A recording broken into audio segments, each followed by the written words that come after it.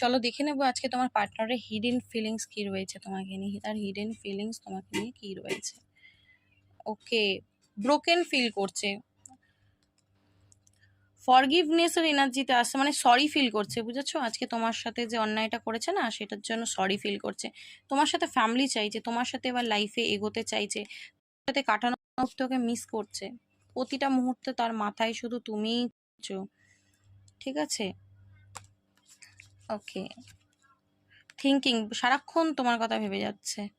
Healing, নিজের যে নেগেটিভিটিগুলো সেগুলো কিন্তু রিলিজ করার চিন্তা ভাবনা চলছে তার মাথায়, ঠিক আছে?